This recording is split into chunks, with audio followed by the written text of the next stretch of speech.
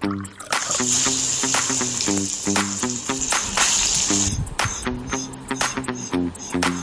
everyone, মোৰ অন্য এটা ৰেচিপি ভিডিঅ'লৈ আপোনালোকক সকলোকে স্বাগতম জনালো।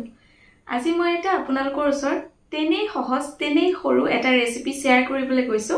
গতিকে আহকচোন চাও ৰেচিপিটো মই কেনেকৈ বনাইছো। আৰু এটা আপোনালোকলৈ মোৰ সৰু ৰিকুৱেষ্ট, আপোনালোকে প্লিজ মোৰ চেনেলটো লাইক, শেয়াৰ, সাবস্ক্ৰাইব কৰি সাইডত থকা বেল আইকনটো টিপি অল কৰি দিব, যাতে মোৰ আহিব লগা ভিডিঅ'বোৰ আপোনালোকে সোনকালে পায়। ধন্যবাদ। এয়া মই কেইটামান পটল ব্যৱহাৰ কৰিছো। পটল কেইটা ধুনীয়াকৈ ধুই লৈছো। দীঘলীয়া সাইজৰ পটল হলে ভাল হয়।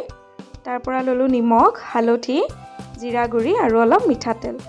এনেদৰে পটল কেইটা চুজ গুচাই লৈছো। এনেদৰে গুটে কেইটা পটল মই চুজ গুচাই ললো। বাকলি গুচাব নালাগে। এনেদৰে ধুনীয়াকৈ চুজ গুচাই আগগুৰি কেইটা কমকৈ কাটি লৈছো।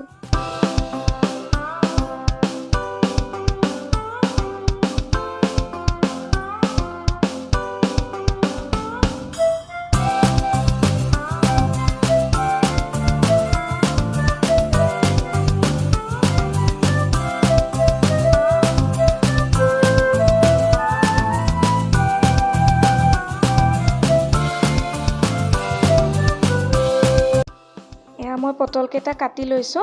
এয়া চাওক, এটা সাইডে এনেকৈ কটাৰীৰে কাটি লব এনেকৈ। আৰু এতিয়া একেটা সাইডে উলুটা কৰি আকৌ পটল কেইটা এনেকৈ কাটি লব। চাব যাতে অথনি কাটাৰ জেগাত লাগি নাযায়, নহলে পটলটো ভাগি যাব। এনেদৰে কাটিব, মাজত অকণমান গ্যাপ ৰাখিব যাতে ইভাগৰ লগত সিভাগ লাগি নাযায়। এনেদৰে মই গোটেই পটলখিনি কাটি ললো। ইয়াতে মই ব্যৱহাৰ কৰিছো সোৱাদ অনুসৰি নিমখ এয়া, আৰু ইয়াতে ব্যৱহাৰ কৰিম হালধি গুৰি। এয়া হালধি গুৰি ব্যৱহাৰ কৰিছো। হালধি বেছিকৈ নিদিব, নহলে তিতা হ'ব। আৰু দিছো জিৰা গুৰি। আৰু ইয়াতে মই ব্যৱহাৰ কৰিম অলপমান কেঁচা মিঠাতেল, যিটো গোন্ধৰ বাবে। কেঁচা মিঠাতেল দিলে পটলৰ ভিতৰত সোমাই যোৱাৰ লগে লগে খুব ধুনীয়া গোন্ধ ওলাব। এয়া মই ধুনীয়াকৈ মছলাখিনি ইয়াতে সানি লৈছো। চাব যাতে পটল কেইটা ভাগি নাযায়। ধুনীয়াকৈ গোটেই পটল কেইটা এনেদৰে সানি লৈছো। এয়া চাওক, এয়া ধুনীয়াকৈ সানা হৈ গৈছে।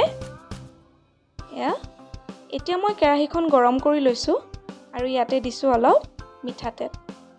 এনেদৰে মিঠাতেলখিনি গৰম হ'বলৈ দিছো আৰু গৰম হোৱাৰ লগে লগে ইয়াতে মই পটল কেইটা দি দিছো। এয়া চাওক, তেল ধুনীয়াকৈ গৰম হৈ গ'ল আৰু পটল কেইটা দি দিলো। গেছটো বেছি হাই ফ্লেমত নাৰাখিব, নহলে ধৰি যাব।